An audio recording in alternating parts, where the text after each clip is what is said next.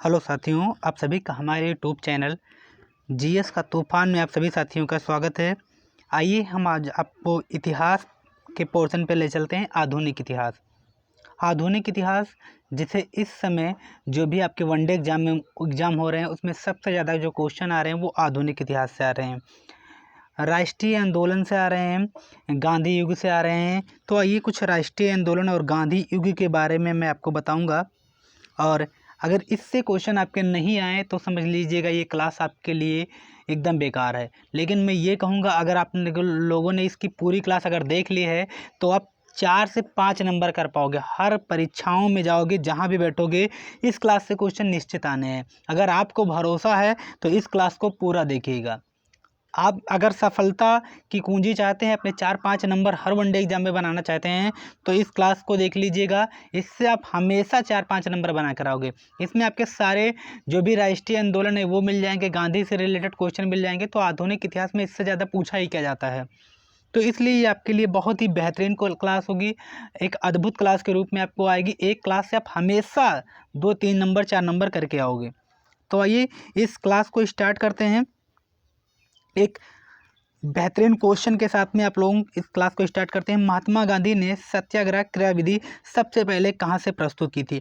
देखिए, पहले क्वेश्चन की आप लोगों को वैल्यू दिखाते हैं कि इसकी वैल्यू क्या है। इस क्लास की वैल्यू आपके सामने क्या होगी। जब आप इस क्लास को पूरा देखेंगे तो इसकी अहमियत क्या होगी आपके जीवन में। देखिए क्या कह रहा है, सत्याग्रह क्रियाविधि सबसे पहले कहाँ से क्वेश्चन शुरू की थी। देखिए कितनी बार ये क्वेश्चन आया है। देखिए एसएससी 2001, 2002, 2003, 2004, 2010, 2011, ये इतनी बार पूछा गया क्वेश्चन है। और अभी जो लेटेस्ट परीक्षाएं हो रही उसमें भी ये क्वेश्चन पूछा जा रहा है। तो जो महात्मा गांधी ने सत्याग्रह क्रियाविधि सबसे पहले कहाँ से प्रस्तुत की थी, तो आपका करेक्ट आंसर हो जाता है चंपारण। 1917 का वो वर्ष था। क्या था साथियों? 1917 का वर्ष था। और इसी में सत्याग्रह गांधी के द्वारा प्रथम उनकी सत्याग्रह मानी जाती है, सत्याग्रह चंपारण का, जो 1917 में की गई थी। आपको दिख रहा है कितनी बार ये लगातार आपके पेपर में क्वेश्चन पूछा जा रहा है। तो निश्चित है ये अगर इतनी बार पूछे गए हैं तो क्वेश्चन रिपीटेड होते हैं। आप लोग कैसे प्रैक्टिस सेट करते हैं या फिर प्रीवियस ईयर के क्वेश्चन इसीलिए तो किए जाते हैं। तो इसलिए ये क्वेश्चन आपके लिए सबसे ज़्यादा इंपॉर्टेंट हो गया है। आगे ले चलते हैं अगले क्वेश्चन की तरफ। क्वेश्चन नंबर 2 क्या कह रहा है आपका, अंग्रेज पुलिस अफसर कैप्टन सैंडर्स किसके द्वारा गोली से मारा गया था? ये 2002 में एसएससी ने पूछा था। तो ये किसके द्वारा गोली से मारा गया था जिसमें उन लोगों को फांसी दी गई थी? तो वो कौन थे? भगत सिंह। ऑप्शन बी आपका सही हो जाएगा। भगत सिंह एक ऐसा नाम जो आपके हर व्यक्ति के लबों पे रहते हैं, भगत सिंह। इनको जब फांसी हुई 23 मार्च 1921 को इनको फांसी दी गई थी। आगे ले चलते हैं। आपको बेहतरीन क्वेश्चन इसमें आप आने वाले हैं। अगला क्वेश्चन क्या कह रहा है, जय हिंद का नारा किसने दिया था? जय हिंद, जय हिंद का नारा किसके द्वारा दिया गया था? मैक्सिमम क्वेश्चन इस क्वेश्चन का आंसर सभी लोगों को पता नहीं था। जय हिंद, बहुत लोग सुभाष चंद्र बोस लगाओगे, बहुत लोग महात्मा गांधी पर लगाओगे। जो इसका करेक्ट आंसर हो जाएगा वो हो जाएगा सुभाष चंद्र बोस। तुम मुझे खून दो, मैं तुम्हें आज़ादी दूंगा। सुभाष चंद्र बोस के द्वारा जय हिंद का नारा दिया गया था। आगे अगले क्वेश्चन की तरफ। और अगला क्वेश्चन आपके लिए है पेपर में 1 नंबर दिलाने वाला। निम्नलिखित में से किस वर्ष में मुस्लिम लीग ने एक पृथक राष्ट्र का संकल्प पाकिस्तान प्रस्तुत किया था? 1 नंबर दिलाएगा। 2002, 2005, 2012, 3 बार ये क्वेश्चन आया है। और देखिएगा जो बच्चे बैठे रहे होंगे, अगर वो पेपर अगर अपना देखे होंगे तो ऐसे क्वेश्चन जब आते हैं तो आपकी खोपड़ी हिल जाती है। तो इसलिए ऐसे क्वेश्चन को आप हमेशा बेहतर लेवल से पढ़ने का प्रयास करो। अच्छे से अच्छी चीज़, अच्छे क्वेश्चन को तुरंत याद करने का प्रयास करो। तो क्या कह रहा है, मुस्लिम लीग ने एक पृथक राष्ट्र का संकल्प पाकिस्तान प्रस्ताव स्वीकार किया था। तो वो कब किया गया था? आपके सामने 4 ऑप्शन दिख रहे हैं और इसमें जो आपका आंसर हो जाएगा वो हो जाएगा 1940। मुस्लिम लीग ने एक पृथक राष्ट्र का संकल्प पाकिस्तान प्रस्ताव स्वीकार किया था। कब किया था? 1940 में किया गया था। आगे ले चलते हैं आपको अगले क्वेश्चन पर। वीडियो को लाइक कर दें, लाइक वाले बटन पर। और चैनल पर नए जुड़े हैं तो चैनल को सब्सक्राइब करना न भूलें। वर्ष 1947 के बाद किसकी बात कर रहा है? 47 के बाद निम्नलिखित में से किस राज्य को भारत संघ में सैनिक कार्रवाई द्वारा बलपूर्वक मिलाया गया था? आप लोगों को पता है किसे कहते हैं? सरदार वल्लभ भाई पटेल को क्या कहा जाता है? लौह पुरुष के नाम से जाना जाता है। किस लिए जाना जाता है ये आपको पता होना चाहिए कि ऑपरेशन पोलो के द्वारा हैदराबाद को मिलाया गया था। और जितने छोटे छोटे प्रांतों में राज्य पहले बटे, जब बंटवारा हुआ तो उसमें जो उनको भारत में मिलाने का कार्य किया गया था वो किसके द्वारा किया गया था? सरदार वल्लभ भाई पटेल के द्वारा किया गया था। और इसीलिए उन्हें एक उपाधि मिली थी, लौह पुरुष की उपाधि। तो हैदराबाद को बलपूर्वक मिलाया गया था सैनिक कार्रवाई के द्वारा। भारत का पहले हिस्सा नहीं था हैदराबाद जब देश आज़ाद हुआ, लेकिन इसे भारत में विलय कर लिया गया था। आगे चलते हैं, ये भी क्वेश्चन आपने एसएससी के द्वारा ये क्वेश्चन आपके पूछा गया है। आगे आपके 6 नंबर पर ले चलते हैं आपको।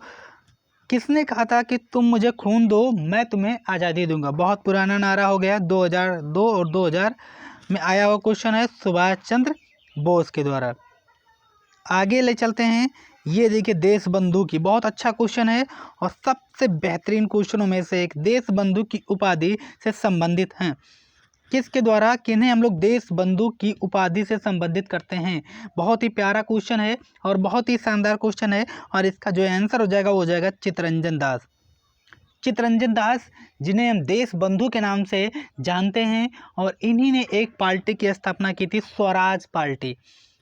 साथियों, इन्हीं के द्वारा 1923 में स्वराज पार्टी की स्थापना की गई थी, जिसके ये अध्यक्ष थे और उसके सचिव बनाए गए थे मोतीलाल नेहरू। ये बहुत अच्छा क्वेश्चन है। ये 1923 में इन्होंने किस पार्टी की स्थापना की थी? तो स्वराज पार्टी की स्थापना की थी। आगे ले चलते हैं आपको 8वां नंबर, और इस पर लगाओ मोस्ट इम्पोर्टेंट क्वेश्चन करके। क्या लगाओगे कि कांग्रेस का जो 1929 का अधिवेशन, जिसमें पूर्ण स्वराज, सीधा क्वेश्चन पूछता है कि पूर्ण स्वराज की मांग कब की गई थी? तो ये लाहौर के अधिवेशन में की गई थी। आपका देखिए बहुत बार ये क्वेश्चन आया हो, 2013 तक आया है। लाहौर के अधिवेशन में ये पूर्ण स्वराज की मांग की गई थी। और जो ये अधिवेशन हुआ था वो कब हुआ था? 1929 का अधिवेशन था। तो लाहौर का अधिवेशन 1929 में पूर्ण स्वराज की मांग की गई थी। आगे ले चलते हैं आपको अगले क्वेश्चन की तरफ।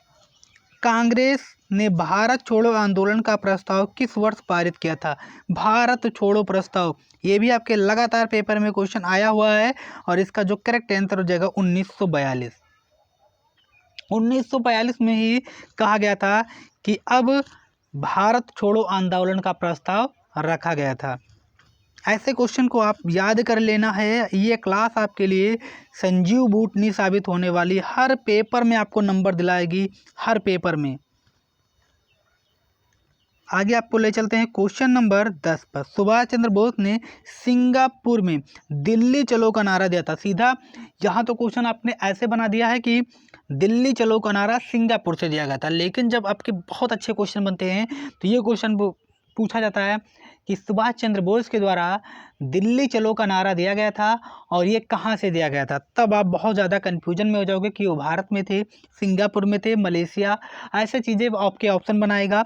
और जो आपके करेक्ट आंसर हो जाते हैं कि दिल्ली चलो का नारा दिया गया था, वो किसके द्वारा दिया गया था? पहले ये जान लीजिए, सुभाष चंद्र बोस के द्वारा दिया गया था। और ये कब गया था? दिया गया था 1943 में।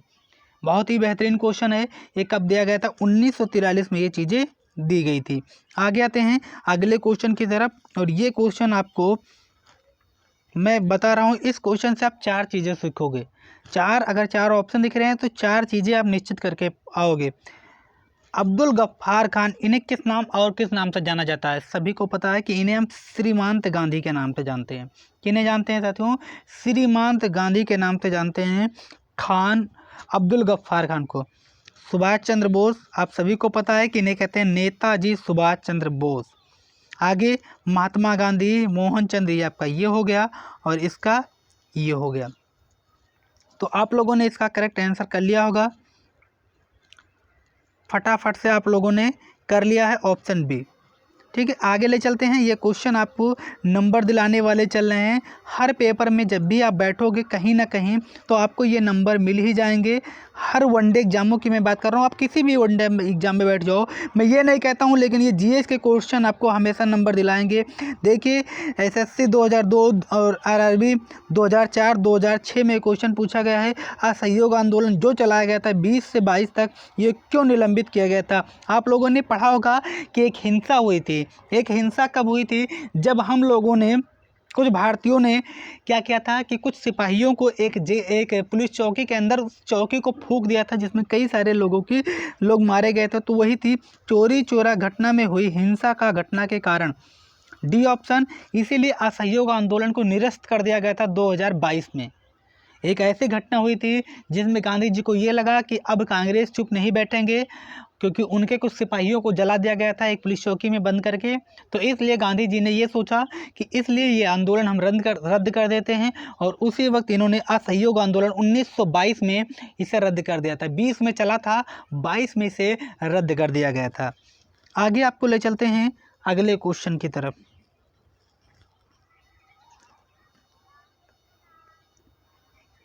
अगला क्वेश्चन हमारा क्या कह रहा है, बहुत ही प्यारा क्वेश्चन। वर्ष 1919 में जलियांबाग हत्याकांड कहाँ हुआ था। जलियांबाग हत्याकांड, अभी बहुत बच्चे जब भी आप लोग पंजाब वगैरह जाते हैं तो इसे देखने ज़रूर जाते हैं। जलियांवाला बाग हत्याकांड एक ऐसी घटना जो दिल दहलाने वाली थी, जिसमें अंग्रेज़ों ने अंधाधुंध फायरिंग करके आप हमारे हिंदू भाइयों को गोली से मारा था। अंधाधुंध फायरिंग, बिना देखे सिर्फ फायरिंग उन्होंने की थी, लगातार गोलियों की बौछार सुनाई दी थी। जलियांवाला बाग हत्याकांड पंजाब में जब भी आप लोग जाइएगा, देखिएगा, अच्छी जगह के रूप में इसे बनाया गया है। इस घटना को कहाँ स्थित था साथियों, अमृतसर में ये घटना घटी थी। ऑप्शन ये आपका सही हो जाता है। क्वेश्चन नंबर 14, नमक सत्याग्रह किस ईस्वी से प्रारंभ किए गए थे। नमक सत्याग्रह किस ईस्वी से प्रस्तुत किए गए थे या प्रारंभ किए गए थे। आपका जो करेक्ट आंसर हो जाता है वो हो जाएगा आपका 1930। और अगर डिटेल पूछेगा तो 6 अप्रैल का लगाओगे, 1930 पर लगाओगे। ये देखिए आपके पेपर में क्वेश्चन पूछा गया क्वेश्चन है। आगे ले चलते हैं आपको अगले क्वेश्चन की तरफ। ऐसे क्वेश्चन आप लगातार पढ़ते रहेंगे तभी आपकी नॉलेज बहुत अच्छी होने वाली है। निम्नलिखित में से किस क्रिप्स के कारण भारत भगत सिंह, राजगुरु और सुखदेव को 23 मार्च 1931 को फांसी दी गई थी।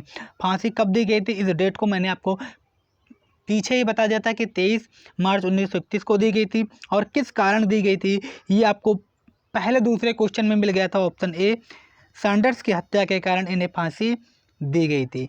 आगे ले चलते हैं आपको क्वेश्चन नंबर 16 पर। देखिए क्या कह रहा है, निम्नलिखित में से किस अधिवेशन की तरह बिना मुकदमा और दोष सिद्धि के ही विधि न्यायालय ने किसी व्यक्ति को कैद करने के प्राधिकरण सरकार को दिया था। एक ऐसी विधि जिसमें देखिए बहुत अच्छा क्वेश्चन लिखा है, बिना मुकदमा बिना दोष सिद्धि, मतलब और बिना मुकदमे के लिए आपके पास मुकदमा भी नहीं होना चाहिए, किसी दोष सिद्धि भी आपकी नहीं होनी चाहिए, ना कोई भी चीज़, अगर आपके कोई भी आरोप आपके नहीं है तब भी न्यायालय ने किसी भी व्यक्ति को कैद करने के लिए प्रावधान सरकार ने दे दिया था। अंग्रेज अपनी मनमानी कर रहे थे उस समय, और बिना किसी कारण के लोगों को जेल में ये डाल सकते थे, ऐसा नियम इन्होंने पारित कर दिया था। और ये नियम आपको बहुत ज़्यादा परेशान कर रहा था उस समय भारतीयों को, क्योंकि बिना किसी कारण से वो किसी को भी क्या कर सकते थे साथियों, वो जेल में डाल सकते थे, कैद कर सकते थे उन्हें। और ये बहुत बड़ी समस्या उस समय बनी हुई थी। और ये किस रेगुलेटिंग एक्ट के तहत ये किया गया था, ये आपके लिए क्वेश्चन था, और आप लोगों को पता ही होगा कि वो कब किया गया था और कौन सा रेगुलेटिंग एक्ट आया था। तो वो आपका पहला वाला सही हो जाएगा। आंसर है वर्ष 1919 का एक रॉलेट एक्ट आया था, अधिनियम आया था, और इसी के द्वारा ये कहा गया था कि बिना दोष सिद्धि के, बिना मुकदमे के किसी भी व्यक्ति को कैद किया जा सकता है। आगे ले चलते हैं आपको अगले क्वेश्चन की तरफ। क्वेश्चन नंबर 17, गांधी इरविन समझौता, ये डेट याद रखना आप लोग, 5 मार्च 1931। सीधा पेपर में पूछता है कि गांधी इरविन समझौता कब किया गया था, तो आप बताओगे कि 5 मार्च 1931 को किया गया था, और किससे संबंधित थे या किससे संबंधित है। ये बहुत ही बेहतरीन क्वेश्चन है आपका 17 नंबर। देखिएगा ये आपको पेपर में नंबर दिलाएंगे आने वाले एग्जामों में।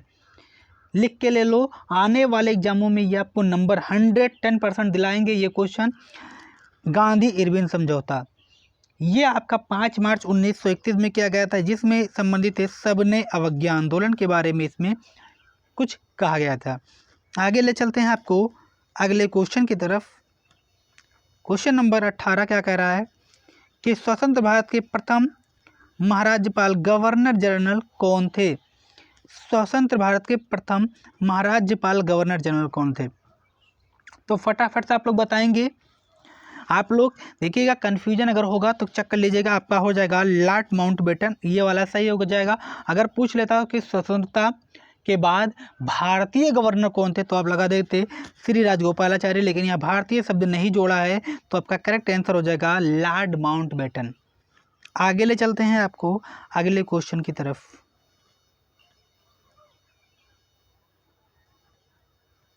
अगला क्वेश्चन हमारा क्या कह रहा है, किस अधिवेशन में पहली बार भारत के लिए संघीय संरचना प्रस्तुत की गई थी? किसी को भी इसका आंसर आप लोगों में से पता नहीं होगा कि जो संघीय संरचना प्रस्तुत की गई थी वो कब की गई थी।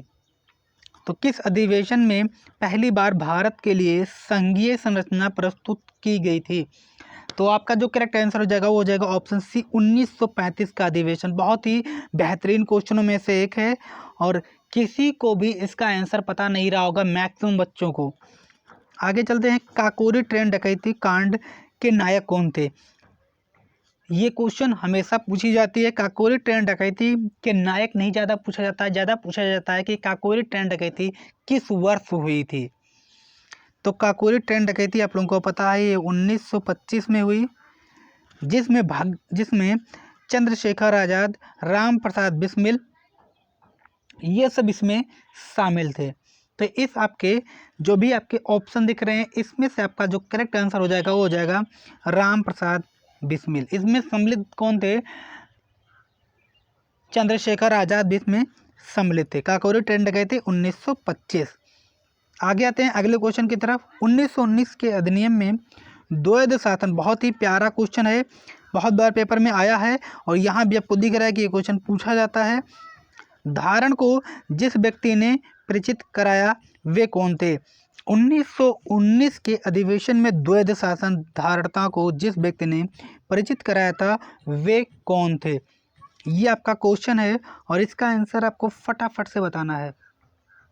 जो आप बताओगे उसके अनुसार आपका आंसर क्या हो जाएगा। इसमें क्वेश्चन नंबर 21 में आपका जो करेक्ट आंसर हो जाएगा ऑप्शन डी, चेम्सफोर्ड। बहुत अच्छा क्वेश्चन है। चेम्सफोर्ड जो इनका कार्यकाल था 16 से 21 में ये गवर्नर जनरल थे और इन्हीं के जब इनका व्यक्तित्व था तो उसी के द्वारा द्वैध शासन लगाया गया था। आगे ले चलते हैं, बेहतरीन क्वेश्चन है, इसको याद कर लीजिएगा। आगे आपको लेके चलते हैं, क्वेश्चन नंबर 22 क्या कह रहा है उसको आइए देखते हैं।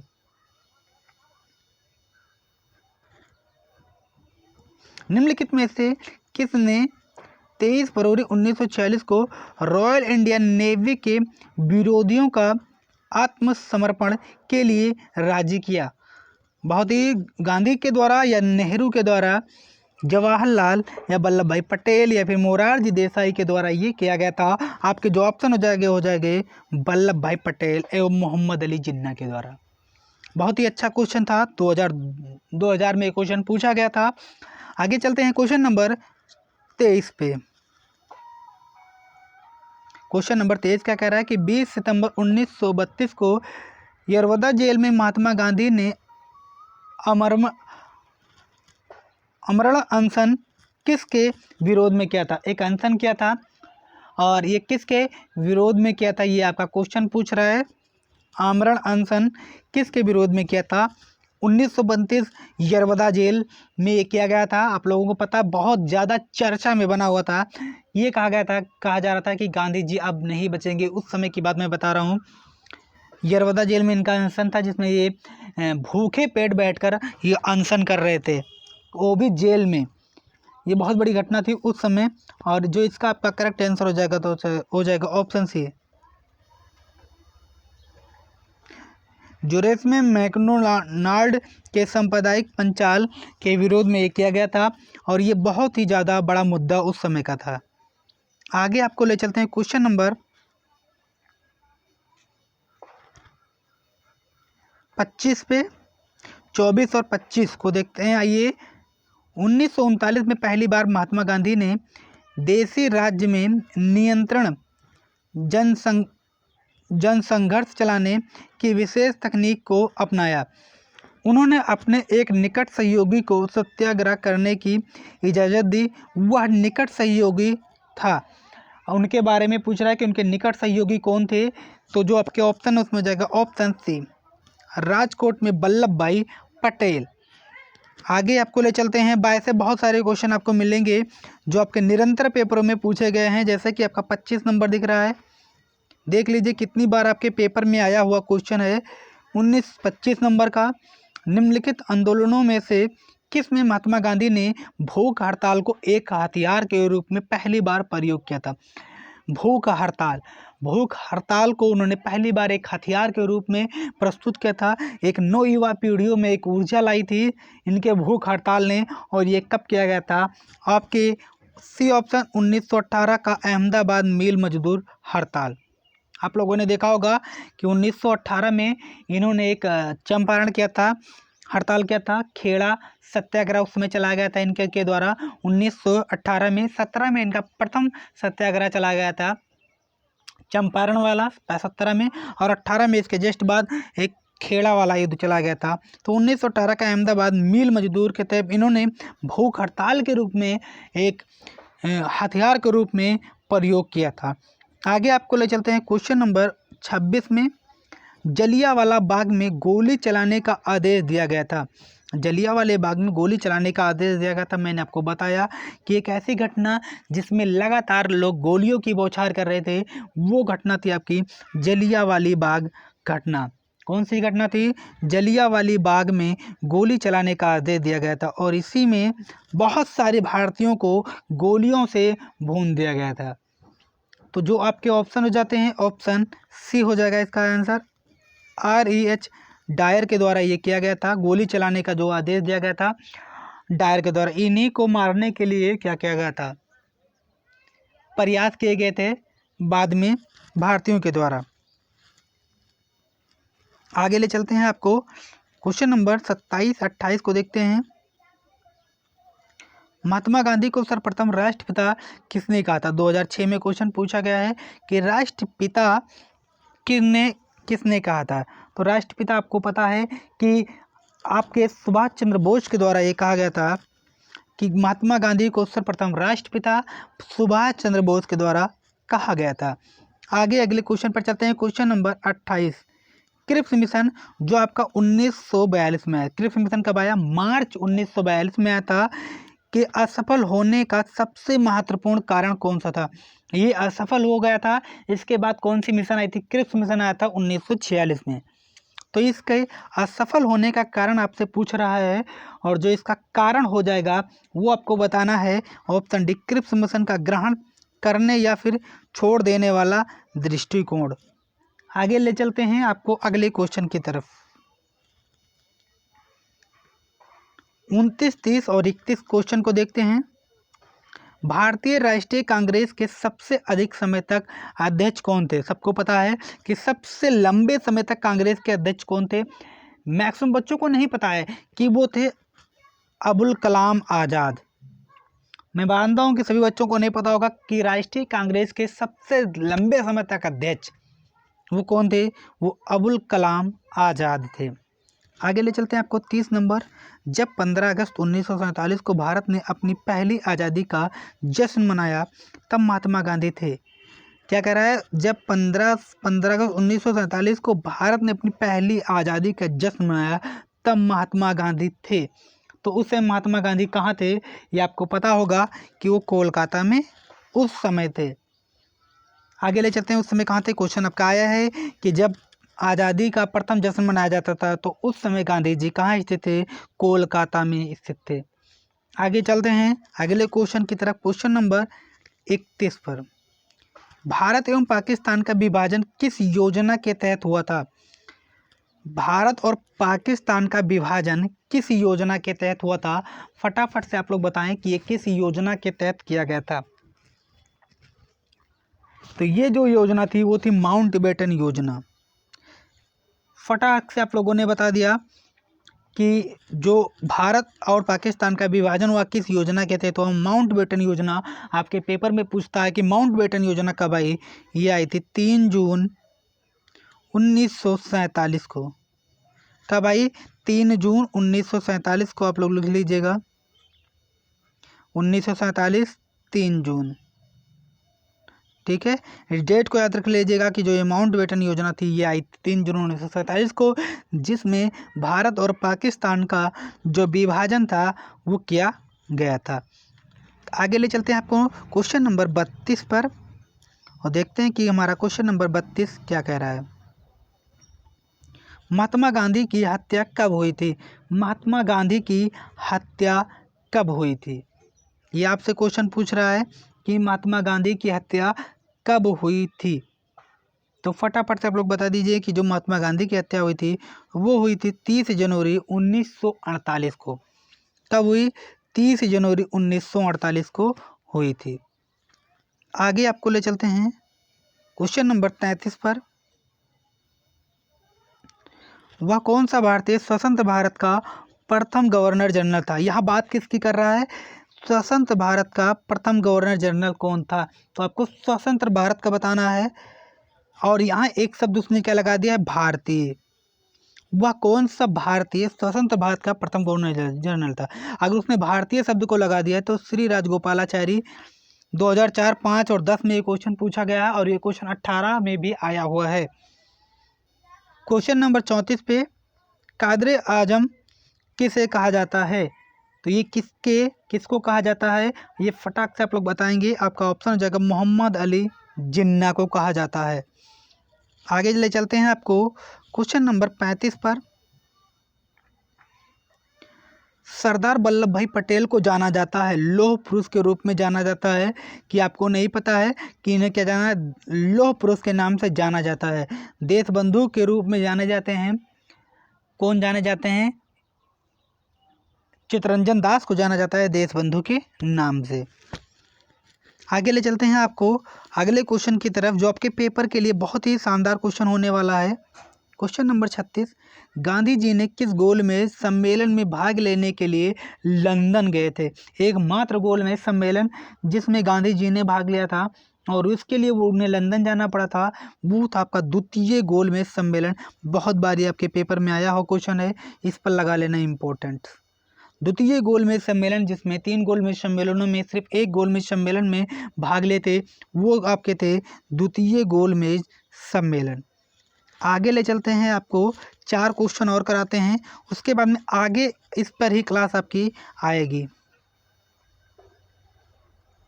क्वेश्चन नंबर 37 को देखते हैं। असहयोग आंदोलन शुरू करने के समय भारत के वायसराय कौन थे? तो असहयोग आंदोलन शुरू करने के समय भारत के वायसराय कौन थे, ये आपको बताना है। जब असहयोग आंदोलन शुरू हुआ था, सीधा क्वेश्चन पूछता है कि जब असहयोग आंदोलन शुरू हुआ था तो उस समय गवर्नर जनरल कौन थे, वायसराय कौन थे? आप बहुत कन्फ्यूजन में हो जाओगे कि असहयोग आंदोलन तो आपका चला था 1920 में, लेकिन मुझे ये याद नहीं आ रहा है कि उस समय वायसराय कौन था। तो आप पेपर में अपना नंबर गंवाओगे। और उस समय मैंने बताया था कि 16 से 21 के आसपास समथिंग कौन थे, चेम्सफोर्ड का कार्यकाल था। आगे 38 पर आते हैं। भारतीय स्वतंत्रता आंदोलन के दौरान चर्चित पुस्तक इंडिया फॉर इंडियंस के लेखक कौन थे? तो फटाक से बता दीजिए इंडिया फॉर इंडियंस के लेखक कौन थे? तो इस ऑप्शन के जरिए जो आपको दिख रहा है, इसमें आपका जो करेक्ट आंसर होने वाला हो जाएगा ऑप्शन सी, चित्तरंजन दास। ठीक है, आगे ले चलते हैं आपको अगले क्वेश्चन की तरफ। क्वेश्चन नंबर 39 और 40 को देखते हैं।